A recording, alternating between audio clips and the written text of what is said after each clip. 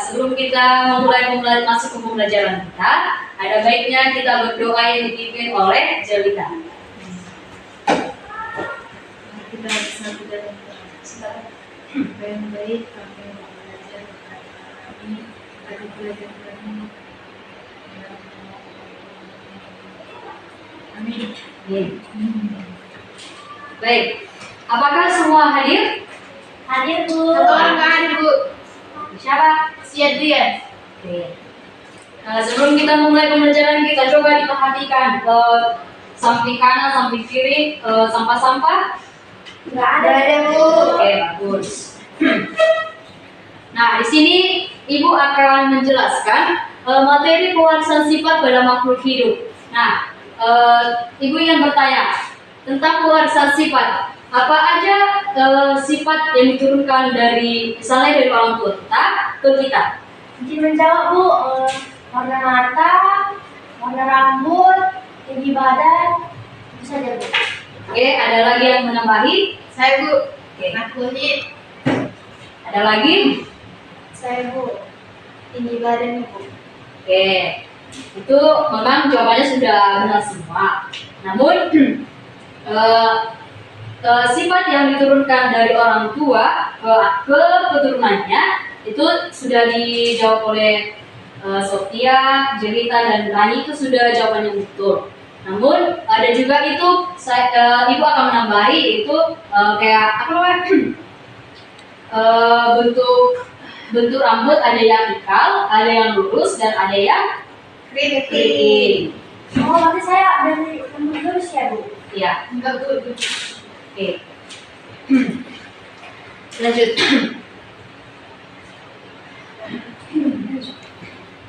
Lanjut lagi.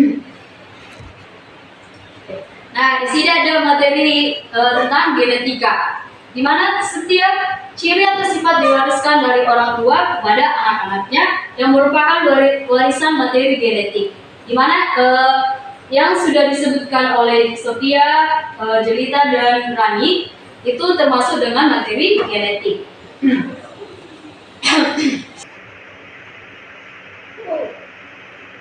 Baik, di sini Ibu tampilkan gambar dari materi pewarisan sifat yang dimulai dari kulit, di mana kemudian berlangsung ke jaringan kulit, dan kemudian berlangsung ke inti sel kulit, kemudian ke kromosom, dan adanya juga kromatin, kemudian terbentuklah di mana DNA terlilit pada protein atau histones, dan kemudian terbentuklah DNA. Next. Nah, di sini ada materi tentang kromosom, di mana kromosom adalah struktur yang terdapat dalam sel yang menyimpan informasi genetik. Nah, Ibu ingin bertanya, jumlah kromosom pada manusia berapa? 43 Bu. Nah, oke. Ada yang lain ingin menjawab? 40 Bu. Nah, jawaban cerita itu kurang tepat. Nah, di mana jumlah kromosom pada manusia itu 43 kromosom, di mana terbagi menjadi dua, yaitu ada yang tahu? Nah, yang terbagi menjadi dua yaitu autosom dan gonosom, di mana autosom itu berjumlah 22 pasang dan satu pasangnya lagi itu disebut dengan gonosom atau kromosom jenis kelamin, di mana kromosom XY itu menghasilkan itu kromosom laki-laki, dan XX itu pada perempuan. Nah, sampai di sini ada yang ingin ditanya?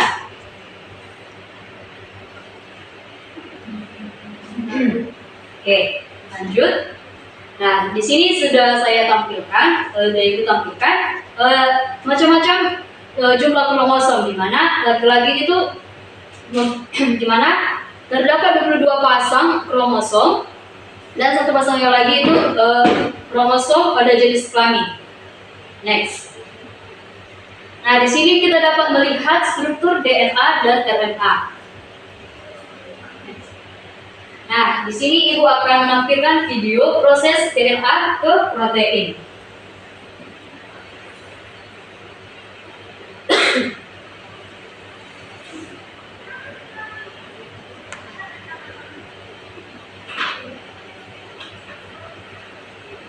Dapat kita lihat.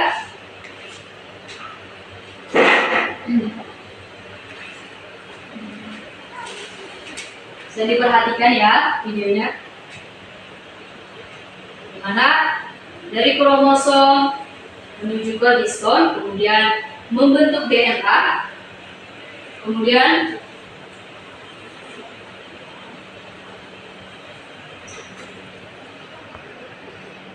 terbentuklah RNA.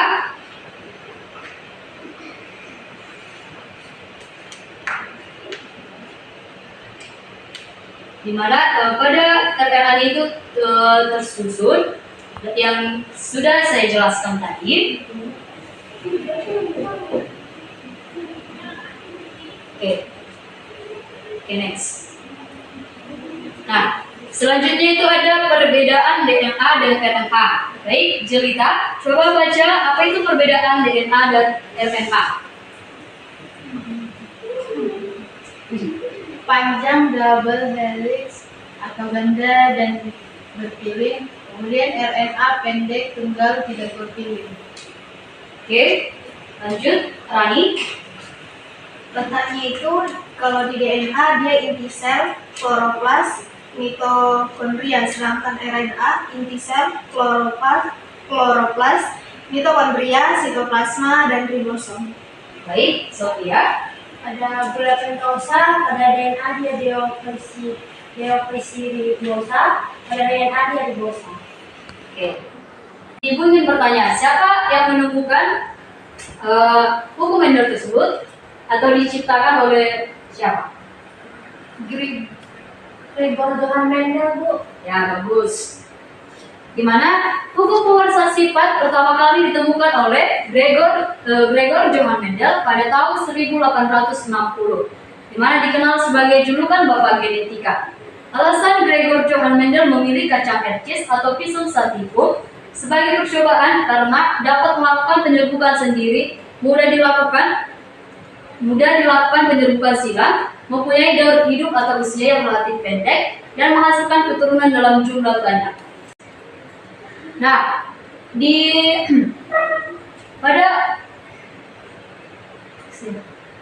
di sini ada hukum dua Mendel yang disebut dengan assortment bebas, di mana menggambarkan bahwa dalam hukum ini gen-gen dalam gamet akan mengasortasi atau berpasangan secara bebas saat pembentukan individu baru. Nah, adapun istilah-istilah dalam persilangan. Dalam persilangan itu ada parental, yang kemudian ada apa? Filial, dominan, resesif, genotip, fenotip, homozigot, dan heterozigot. Semuanya sudah tahu istilah-istilah dari dalam persilangan? Sudah, Bu. Nah, parental itu disebut Induk, filial, dominan, sifat yang menduduki sifat resesif atau ditulis dengan huruf kapital. nah, resesif, Sifat yang diduduki oleh sifat dominan. genotip, Sifat yang ada nampak. fenotip, Sifat yang nampak. homozigot, Pasangan alel sejenis. heterozigot. Pasangan alel tidak sejenis. Next, oke, bagus. Dimana pada persilangan monohibrid ada soal. Coba Jelita atau Sophia, siapa yang ingin maju ke depan untuk mengerjakan soal? Sophia?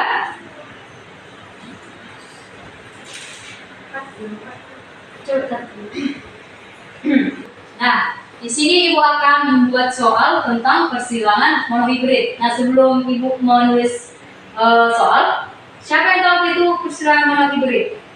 Saya, Bu, persilangan dengan satu sifat, Bu. Ya, bagus. Sini Ibu akan tulis soal untuk persilangan monohibrid.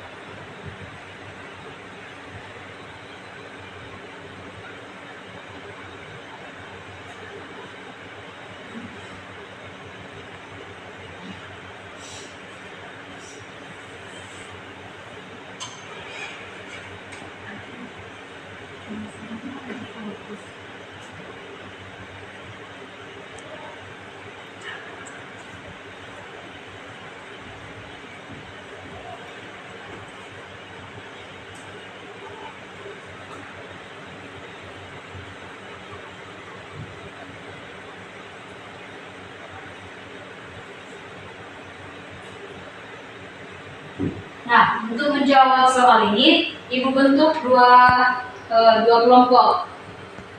Ada yang 1 orang, ada yang 2 orang. Nah, silakan yang bisa menjawab maju ke depan. Ayo, pasti bisa.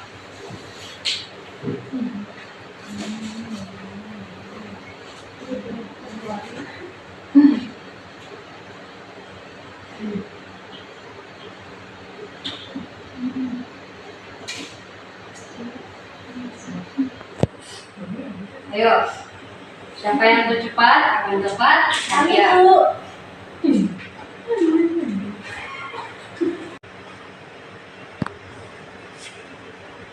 Perhatikan ya.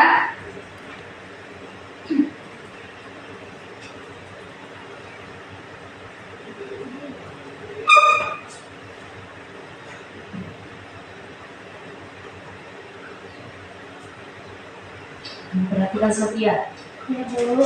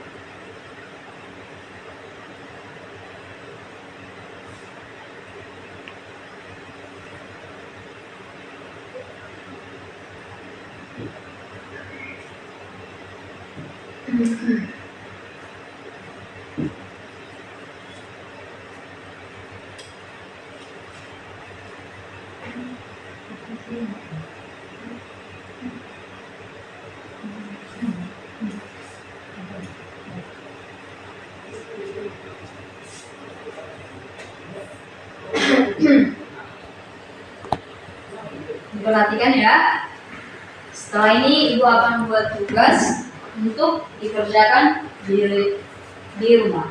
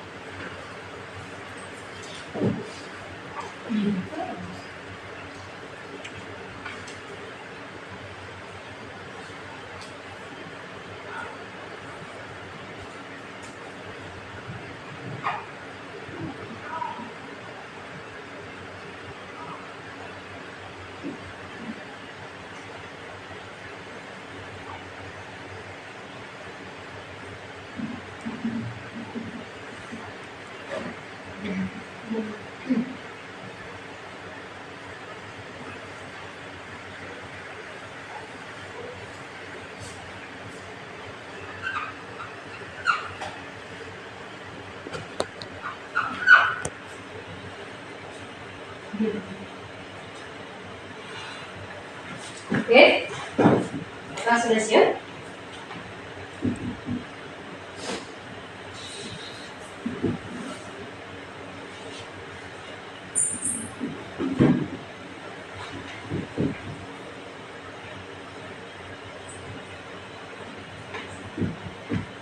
Oke,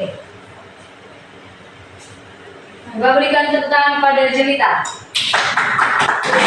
Next. Nah, dimana bunga berwarna bersilangan dominan, bunga berwarna merah atau disimbolkan M besar, disilangkan dengan bunga berwarna putih atau M kecil.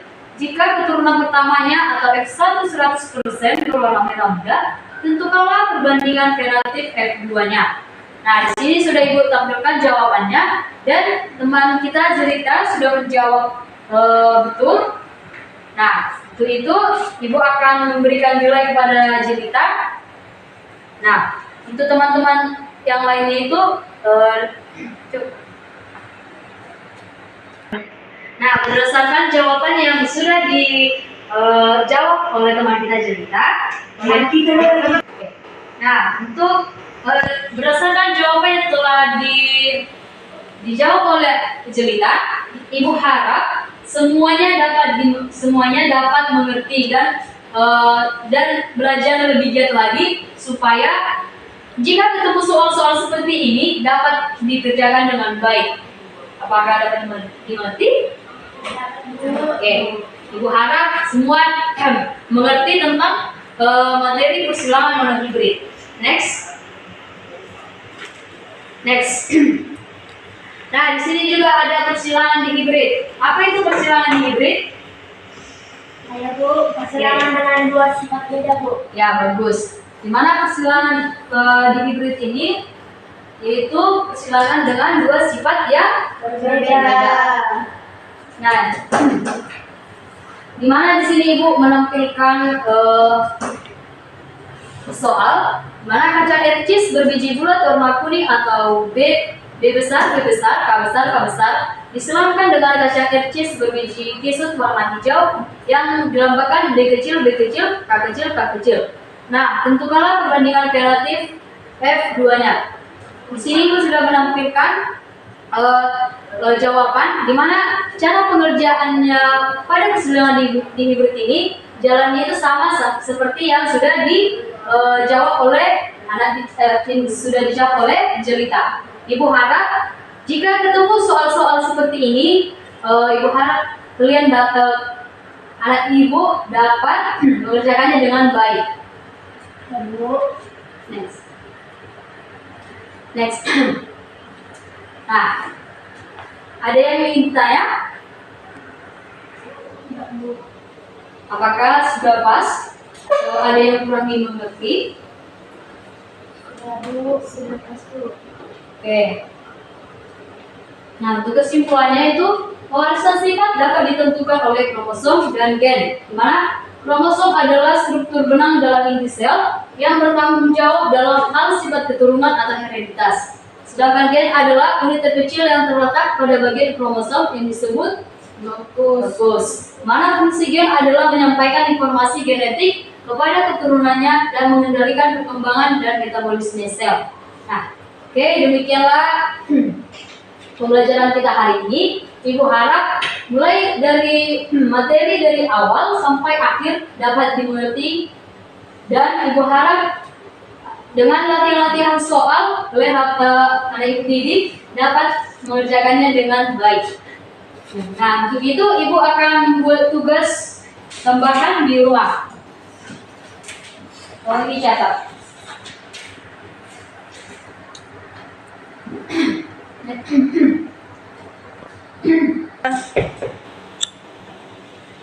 Di sini Ibu akan menjawab Ibu akan memberikan soal di mana kaca ercis berbiji bulat warna kuning disilamkan dengan kaca ercis berbiji kisut warna hijau. Tentukanlah perbandingan fenotip F2-nya. Ini dikumpul untuk minggu depan. Bu harap semuanya mengerjakan ya anak-anak. Baik Bu. Nah, demikianlah pembelajaran kita hari ini. Ibu harap apa yang telah disampaikan dapat dimengerti dan apa yang telah kita kerjakan bersama-sama dapat lebih, yang tidak mengerti dapat lebih melatih, dan yang sudah mengerti jangan terus berpuas diri, terus mengevaluasi diri supaya jika ketemu soal-soal yang telah Ibu cantumkan tadi dapat dijawab dengan baik. Baik, Bu. Baik, Bu. Oke. Sebelum kita pulang, ada baiknya kita berdoa yang dipimpin oleh Sofia. Mari kita berdoa. Terima kasih Tuhan, di sini kami sudah selesai pembelajaran kami. Kami percaya kepadamu yang memberikan menjadi kekuatan dan menjadi materi baru bagi pikiran dan kehidupan kami masing-masing. Kami berikan pulang Tuhan yang percaya kami jaya dan doa kami dari Yesus menghadiri. Amin. Amin. Oke, selamat siang semuanya. Siang.